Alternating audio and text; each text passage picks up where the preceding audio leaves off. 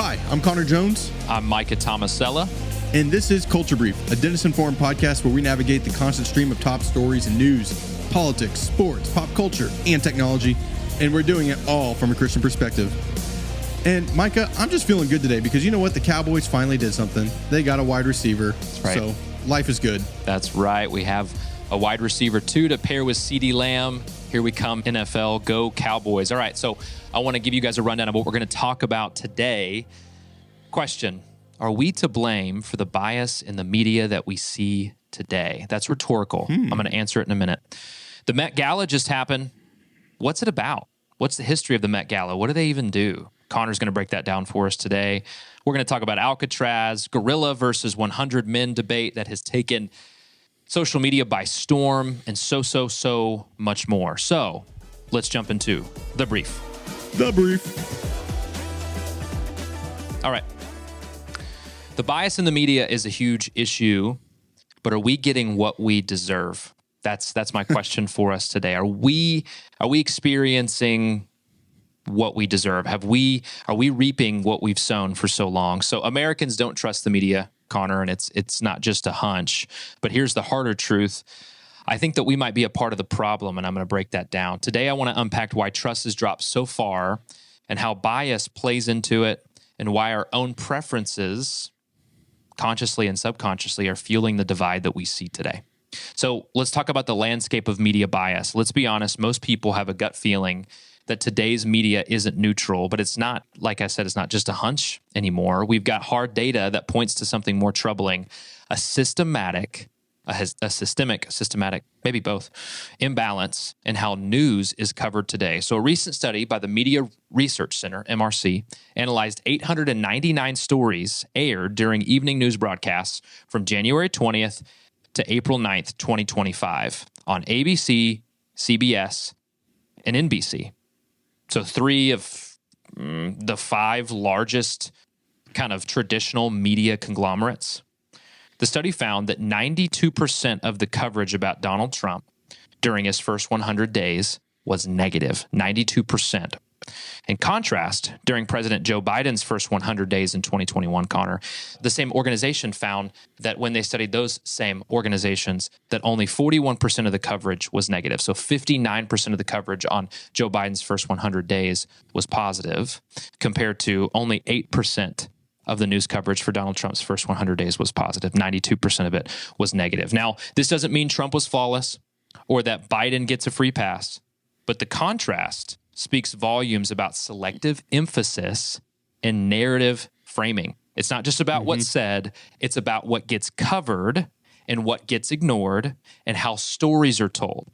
So how the stories that are being picked are the more negative ones or the more headline-grabbing ones, which are just typically more negative. And when the public sees those disparities, especially over time, it's no wonder trust in the media is at historic lows now. So again, this isn't about Trump's bad, Trump's great, Biden's bad, Biden's great. This is about clear data that shows there is obvious bias, and this is just one small part of it, honestly. So Connor, what do you think about this in general? And then how do you think we stay above the fray of this specific issue at Denison Forum? What makes us different? Yeah, well, I would say, I think the general consensus is bad news sells. That's the way a lot of these networks and, sources provide their information. They think through profits. They think through how are we going to get viewership, how are we going to get readership, whatever it is. And so they know that bad news sells. And if they can hit an audience and focus on the negative, people will read it. They'll digest it, they'll watch it, whatever it is. So one thing that I know sets us apart here at Denison Forum is we don't just focus on the bad news. We focus on the truth. And so if that's a headline that introduces bad news, well, we're going to turn it into a way of seeing it through the lens of Scripture and hopefully provide a hope-induced perspective on that, right? We also have good news. I mean, if you go to our website right now and look at the articles that have been written this week, you're going to see some good news articles, which is something a lot of news sources do not publish. That's right. Or at least if they're publishing it, they're certainly not advertising it. So we will focus on the things that are happening in this world that are good, that Christ is behind. We're going to always provide that hope-filled perspective. We're not journalists here. We're not exactly in the weeds of reporting things. We're not finding sources and trying to get information. We're just seeing what's going on in the world, and we're trying to help listeners, readers, whoever it is, digest it and take it from a hope-filled perspective and apply Scripture to it. Yep. And that's an important distinction, Connor. And two, here at Denison Forum and Denison Ministries as a whole, we are donor funded. So we are not, we don't have those clickbait things. We don't have those paywalls. We're not dependent upon people clicking a certain amount of times on something to make a certain amount of dollars. See, that's the problem is these news organizations, and I'm about to get into this, they make money by clicks, by views. Well, what's getting clicks and views? The negative things, the sensational things, right? So, well, and we also don't have corporate sponsors. So we don't have to bow to whatever if it's a big pharma company, we don't have to try to support whatever they are saying we should support because they fund us. A lot of networks have, we stand independent. We're separate from that. We're truly only responding to God in the Bible. Independent, but we also stand on God's word. That's what we're held accountable to, and we're thankful for that, to be a part of something like that. And we're thankful that all of you are along on this journey with us. So there is declining trust in media, right? And so the result is a trust crisis. According to a September of 2024 Gallup poll, only 31% of Americans say they have a great deal or even a fair amount of trust in mass media to report the news fully, accurately, and fairly. That's the second lowest number that Gallup has produced on this subject since 1972. In short, the media's credibility isn't just being questioned, it has significantly eroded. This isn't just an idea anymore. It has eroded. The trust in it has eroded, and there's a reason for that. But let's turn the mirror back on ourselves for a second. Let's talk about the role of audience preferences. Now, here's where the mirror turns back on us. Because while it's easy to blame the media, we also have to acknowledge how our own behavior shapes what the media becomes. The digital age has made it easier than ever to customize our content diet, right? Algorithms, whether on Facebook, YouTube, X, or even Google, our preferences feed us what we already like. The algorithms know it, what we already prefer. And for most of us, that means being served headlines, being served commentary that confirms to our worldview and rarely challenges it. Pew Research found that 54% of U.S. adults say they sometimes or often get news from social media. Well, that's a problem. But here's the issue. Those platforms are not designed to inform. They're designed to keep you scrolling, to continue to affirm you in what you already believe. It's not journalism, Connor. It's a dopamine loop that a lot of us are stuck in. And it gets worse. When we click on outrage, when we click on partisan framing, media companies, they take note. They chase those clicks. And before long, the incentives have shifted. News organizations, many of whom are fighting for survival, start prioritizing engagement over truth or objectivity, what news organizations should be standing their ground on. Controversy becomes their currency, I guess you could say, and division is what makes them profitable. So in some ways, the media bias we complain about is the media diet we keep choosing. Any thoughts on that? Yeah, well, to be fair, I am on social media following a lot of different people on there. I think you can do social media correctly. You just need to be smart about how you go about it. Yeah, no judgment. I'm on social media too. Don't put yourself in an echo chamber, like only following one side. Try to gather opinions and thoughts and follow journalists or news sources. Yes. Follow your sports people, whatever it is, whatever your interests are. That's what's cool about social media is you can kind of curate it to yourself, but also they're trying to curate it to you as well. Great segue. There's an inherent danger there, but you know what? It's an opportunity to see lots of different things. And I personally I like X because I follow a lot of people there. It's fast. You can keep up with things going on, but I try to make sure to follow people on both sides. Yep. Great segue, Connor. So here's some good news. We can sync balanced news sources. We just have to look a little bit harder. So it doesn't have to be this way. We do have to be intentional with it. So there are legitimate outlets that strive to present a more balanced and fact-based view of the world, and they often get drowned out by the noise, by the larger organizations out there, all the people out there just giving their opinions. So here are a few that are worth your time. So we want to equip you with a few that we feel like are actually balanced. So allsides.com, one of the best tools out there for understanding bias. It rates all the news outlets from left, center to right. Give that a look. The Flyover, it's a newer site that aggregates news from various sources, and it strips out all the editorializing, I guess you could say. Yeah, it's all just the straight opinion. facts. It's just straight fact and news. Really enjoy that one. So check that out at the Flyover. The Wall Street Journal, while its opinion section does lean right, its newsroom, so specifically Wall Street Journal News, is consistently rated as centrist. And then Reuters, you can check out Reuters. They may not be flashy, but they're reliable, focused on facts. and largely, not all the time, free of ideological tilt. And then finally, these are two suggestions because I asked Dr. Ryan Dennison and I asked Connor for their personal selections. Dr. Ryan Dennison suggested The Tangle by Isaac Saul. Tangle presents top arguments from both sides of the political spectrum, and it adds this guy Isaac Saul's analysis and includes reader feedback.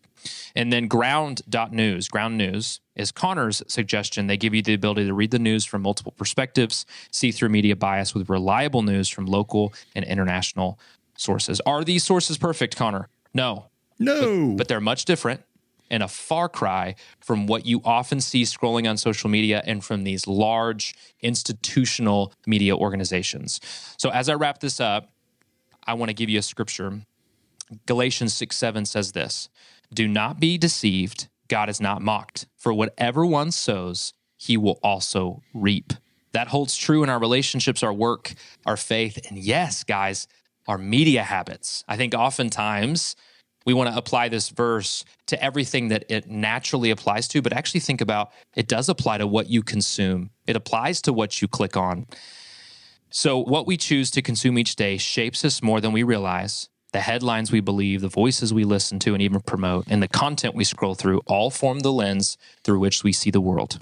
Here's the danger. If we keep feeding ourselves outrage and division, we'll eventually start thinking, speaking, and living that way. But Scripture calls us to something deeper. Philippians 4:8 tells us this: "Finally, brothers, whatever is true, whatever is honorable, whatever is just, whatever is pure, whatever is lovely, whatever is commendable, if there is any excellence, if there is anything worthy of praise, think about these things." Seek those things out. That's not just a filter for our personal devotion time, that time that you spend with God every day.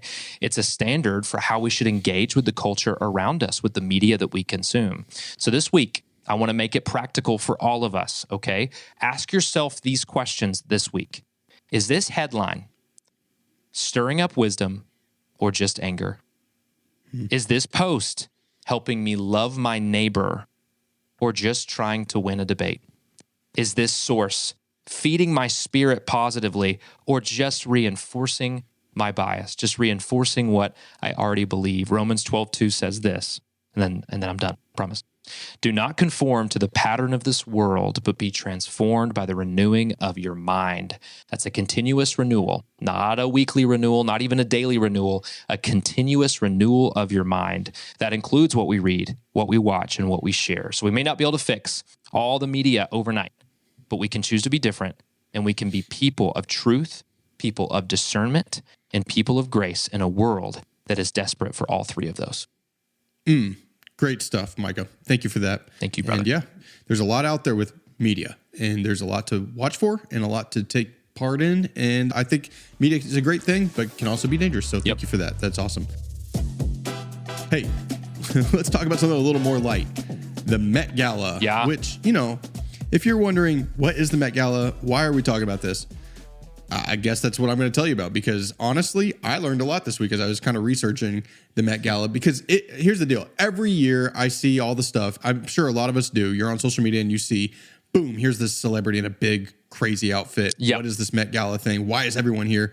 Well, here's the deal. The Met Gala, it is short for the Metropolitan Museum of Art Costume Institute Gala. That is a lot of words. Yeah, long one. You can see why they call it the Met Gala.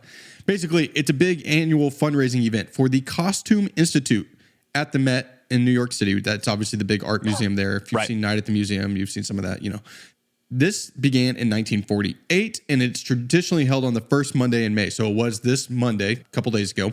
And it's always hosted since, I think, like 95 or something like that, by Anna Wintour. She's obviously the most powerful person in fashion. I'm not a fashion guy, but even I know that name. She's the editor-in-chief. You're clearly a fashion guy, Connor. Come on, buddy. It says, I'm sitting here in a golf polo and a hat. That's, I'm right up the fashion alley. Yeah, same. Anyway, people know Anna Wintour. Literally, why do people care about fashion from the two of us? I don't know, but here we are. I don't think they do. Don't worry. Anna Wintour is the inspiration behind Meryl Streep's character in the movie The Devil Wears Prada. So a lot of people will understand that. Yeah, there you go. This is fashion's biggest night, apparently. I always thought it was going to be like, a Paris show or something where they walk down a thing. No, it's the Met Gala. This is the biggest night. All the designers are a part of this. All these celebrities come in. Each year there's a theme given, and this year's theme was super fine tailoring black style, which they said is a reflection of the tailoring, politics, and history of the way black men dress. So that was the theme for this year. And if you go look at the pictures of all these celebrities who were there and what they were wearing, you can kind of see that theme coming out. Okay. But every year there's some theme that they base all their outfits and, I guess, costumes around. And, you know, it's always very extravagant and highly creative. I would really venture to say outrageous outfits at times inspired by this theme. If you could type in to Google most outrageous Met Gala outfits and you will just be shocked by what some of these people wore. And some of you even, I know you're listening, you're like, oh, I know some of these outfits you're thinking of. I would say it is a who's who of who's there. This is all the A-list celebrities you can think of. You get designers, musicians, actors, athletes, royals, other cultural icons, like I guess the Kardashians, those people who don't really fit into any of those categories, but somehow they're just famous. They are all there. They've all worn iconic outfits. Some are hard to forget, for better and for worse. For instance, Jared Leto, he usually comes out to this thing. He's an actor. A lot of people would know him. He comes out of this thing. He wears the weirdest things. A couple of years ago, he wore a big cat costume. It was very bizarre. Go look up a picture of that. I don't even know how to explain it. But even more bizarrely, he walked in with a replica of his own head, lifelike head, a few years ago. That was odd. This year, I would say one of the weirdest ones was Andre 3000. He's a musical artist. He walked in with like an entire piano on his back, and not like a keyboard, like a full like piano. I don't know the word for it. Wow, this guy's strong. Yeah, you know, just. People go way out there with these outfits, man. So who else was there? You would recognize these people: Zendaya, Rihanna, Sabrina Carpenter. Athlete side: Jalen Hurts, Joe Burrow.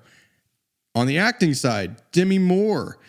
Politics side: Kamala Harris, Usher, Nick Jonas. Dude, everyone is there. Like pretty much everybody except for Blake Lively. She did not show up this year for undisclosed reasons, but I think you can assume. Oh, okay. Yeah, Micah, the ticket price for this thing to get into this fundraising event, $75,000. Whoa. Per person, per head. That's insane, right?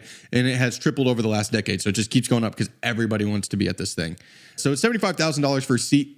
This year they raised $31 million at this Met Gala. And just saying, these outfits can cost up to 6 digits. 6 figures on these costumes or outfits, whatever you want to call them. Doesn't surprise me at all. I will tell you this, as I was researching this, I was like, do these celebrities really pay for all this themselves? For the most part, they do not actually. They are paid for by fashion companies typically who want them to wear their outfits. It improves the brand of the fashion company. And these stars are typically invited by brands who buy their tickets and their seats at a table. In addition to making their costume looks, they're going to fly them into New York. They put them up in a nice hotel. So these fashion companies are the ones fronting the bill for all of this. The celebrities, they can make their own donations, and some of them probably do. And other corporate sponsors, such as TikTok and Instagram, typically make their own donations. They know that this is a big social media thing, so they are very much involved in this. This event does cost more than $6 million to host, which is just an insane number to me. Micah, what do you think actually happens inside the Met Gala? Because if you follow this at all we ever see are pictures of the outside of what happens on the red carpet and all these outfits, but no one ever talks about the inside of this thing. I actually have no idea what happens, but that's why I'm interested to kind of hear you explain a little bit more about it. Yeah. Okay. So I had no idea. It is a secretive thing. They have a cocktail hour, but they're not allowed to have their phones on in there. So, it's always kind of secretive, but what we do know is there's a dinner, cocktail hour, and then typically an A-list performer. Last year, that was Ariana Grande and Cynthia Erivo, the stars of Wicked, performed. Anyways, Micah, this whole Met Gala thing, it's a big show. What do you think of it in general? I think it's the time of the year that you see the most outrageous outfits. If anything, I think I almost kind of assumed it was like an awards thing, almost like the Oscars or the Grammys, but this is not that, as I'm learning more about it. No, it's definitely weird. No one gets an award. No one's presented or anything. It is truly just a dinner and fundraiser. Anyways, Rachel Feinberg, she's a gala consultant in New York, and I wanted to share this quote because it's leading me right into where I think we are all going. She noted that the sheer spectacle of the Met Gala is what the people are there for. She said, it's gone beyond what a fundraising event usually is. It's not necessarily the cause that everyone's coming for. It's to be part of the event. Right. Which the brings who's me who. to my main point. To be important. It's a who's who. Yeah. It's the attention. It's the pictures. Look at me. There are thousands of paparazzi. I mean, it's just insane. So, I mean, yeah, Michael, what if it's everyone's there not for the cause? What are they there for? What's the purpose of a celebrity's attendance? And what's the culture's fixation with this event? If not the cause, then what? Like, what's the whole point of this Met Gala? Well, defenders, I'll tell you this. Defenders would say the gala allows top designers to express ideas, history, cultural identity, provoke thought, emotion, creativity. And in doing so, they raise millions of dollars for this cause that they're all believing in.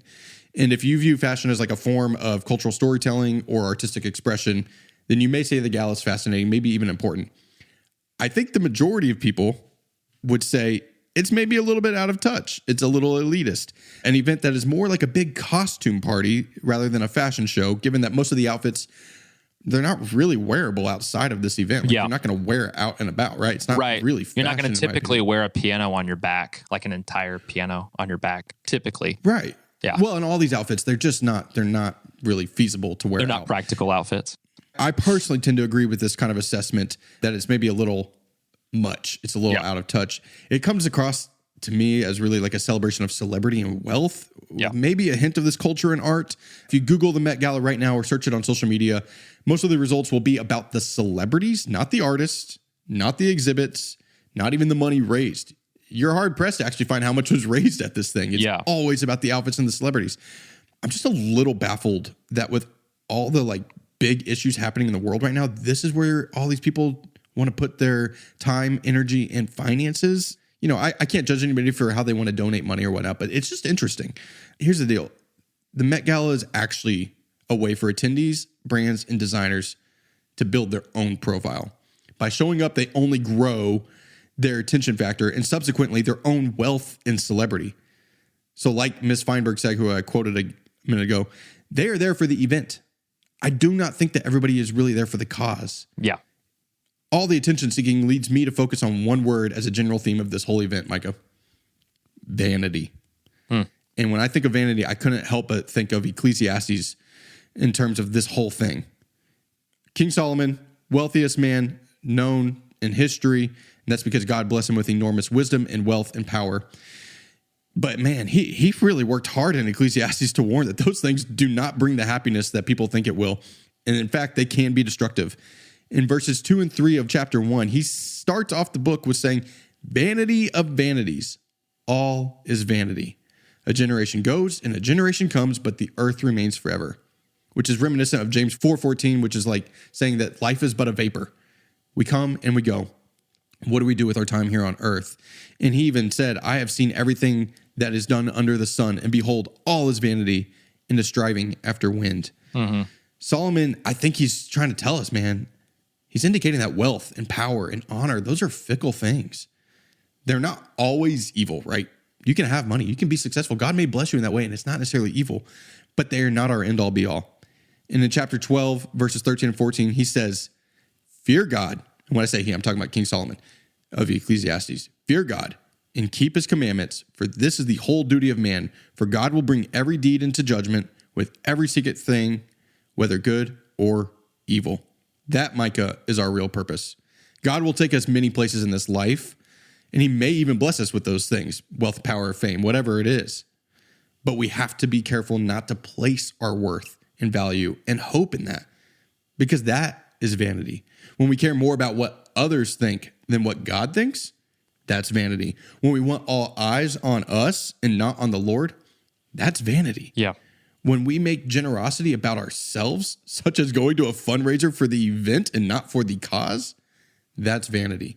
I'm not saying everybody that was at the Met Gala is vain. There are people there with good intentions, I'm sure, and they've been invited to this thing and they want to go. It's a big thing. But if you're at something like that, and most of us listeners will not be going to a Met Gala anytime soon.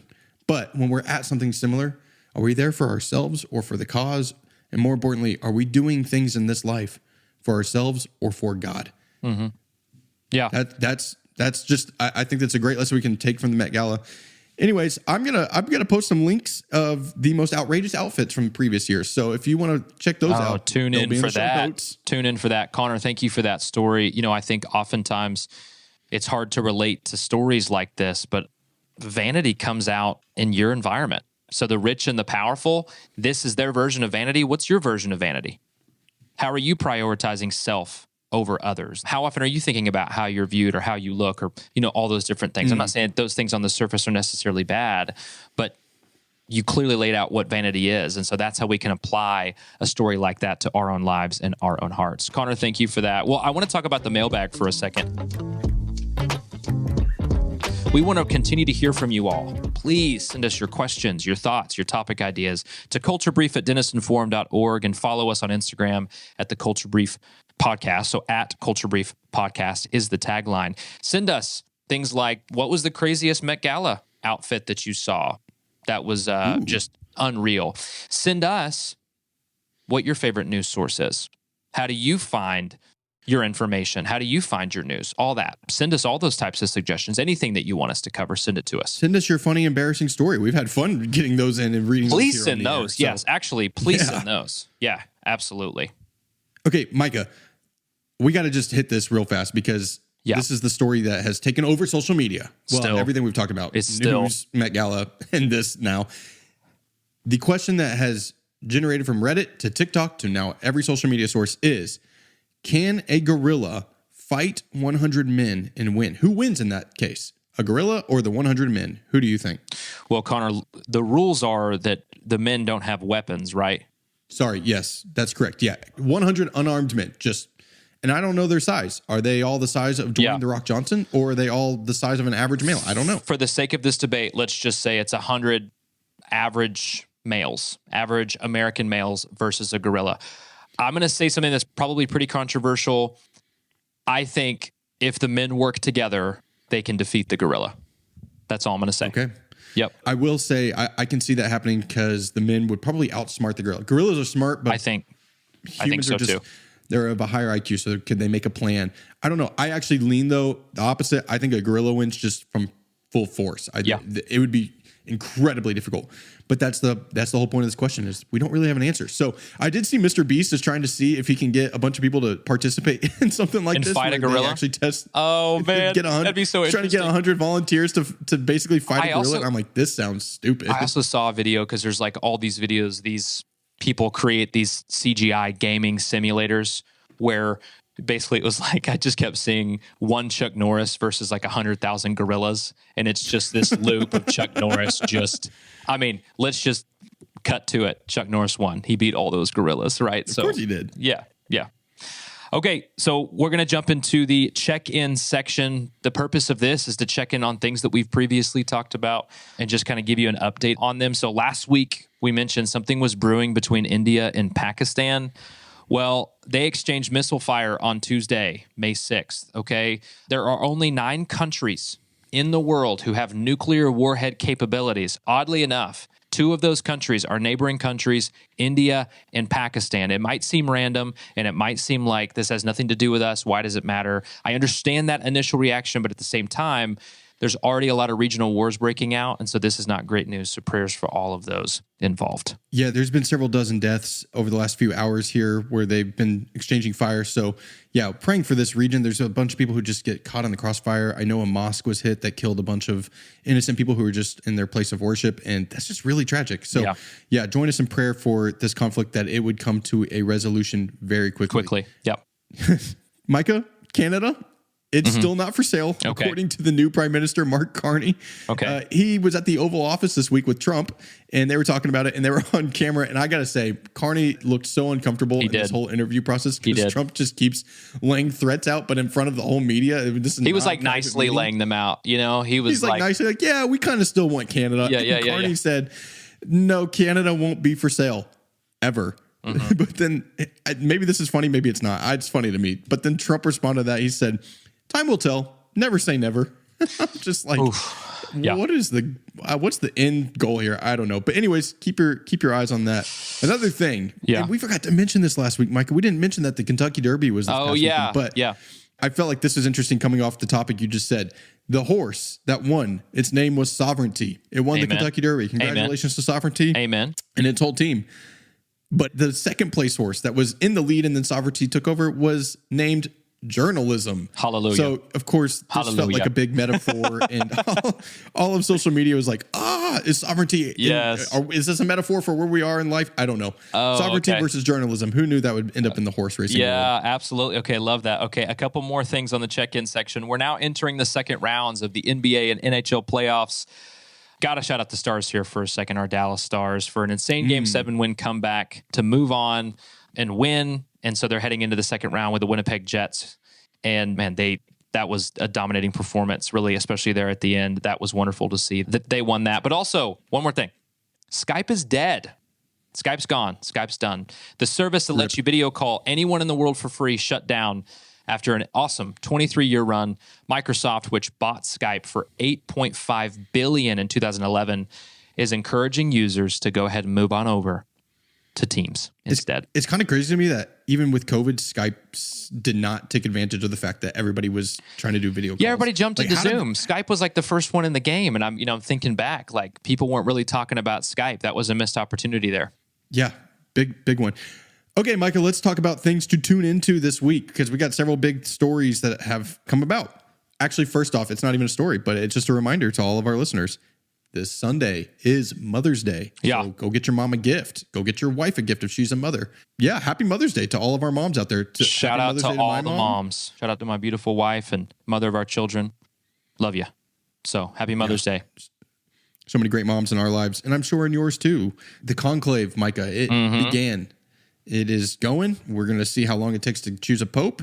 Maybe by the time you're listening to this, a pope's been chosen, and the white smoke has come out. Today or yesterday. So we're recording on Wednesdays. We release on Thursday morning. Started today on Wednesday. So by the time you're listening to this, the Cardinals, they are locked up in the Sistine Chapel, and they have no phones, no contact with the outside world, and they are in the process of electing a new pope. Talk about a secretive meeting. Goodness. No kidding. Yeah. Okay, so we've got some trade deals coming soon, maybe. Do we? So the world may never know, but Trump has been busy this week, guys. He announced the NFL draft in 2027 is coming to Washington, D.C. Hollywood may face tariffs on movies made outside of the United States. Not sure how that would work since they're not physical products going in through a shipping port. Again, this has kind of been clarified. This is just kind of more of a statement right now. And then lastly, as Trump has stayed busy, Alcatraz might reopen. So, this is a really interesting concept, because people are scared about it or upset about it because we're thinking about reviving this prison, which I've actually been to, that I think was discontinued in the 1960s out in California. So we'll see what happens. Yeah, they shut it down a long time ago. What do you think about that? I got to mention this, Micah. There's a theory that's running out there about why Trump just randomly posted on Truth Social that he wants to reopen Alcatraz. Okay. And that's because this past weekend, he was in Mar-a-Lago. He typically goes down to Mar-a-Lago in South Florida, his home down there, every weekend. Okay, on Saturday night, there was a South Florida cable channel that was airing a rerun of Clint Eastwood's 1979 classic movie, Escape from Alcatraz. This would have aired at Mar-a-Lago, where Trump was staying, just hours later. After it aired, Trump posts this thing saying he wants Alcatraz to reopen. So the theory is that movie was on cable. He had it on. It inspired him to want to, reopen the infamous prison. So who knows? Why do I believe that? A lot of people say if you want to get through to Trump, you got to put it on TV. That's why a lot of these people trying to get through to him, they can't get him on the phone or whatnot. They just go straight on to Fox News or another news network and they basically speak directly to him through the camera. They're in front of millions, but they're really talking to this watches, and he lets people know that he watches. He knows that he gets communicated to in that way, right? So, wow. So if you were trying to communicate directly to Trump, go on TV. He might see you and bring him a Diet Coke. I don't know. Yep. Anyways, awesome. Guys, this was a fun episode. Lots happening this week. Stay tuned in to all these other things going on, and we will catch you next week. Thank you for joining us today on The Culture Brief, a Denison Forum podcast. All the articles that we mentioned, any videos that we mentioned, pictures of Met Gala outfits that I mentioned, we will link those in the show notes. We'll also link up the sources that Micah mentioned that are great middle ground sources. And if you enjoyed today's episode, please like, subscribe, and rate, review the show, and share it with a friend. And we will see you next Thursday. Bye-bye.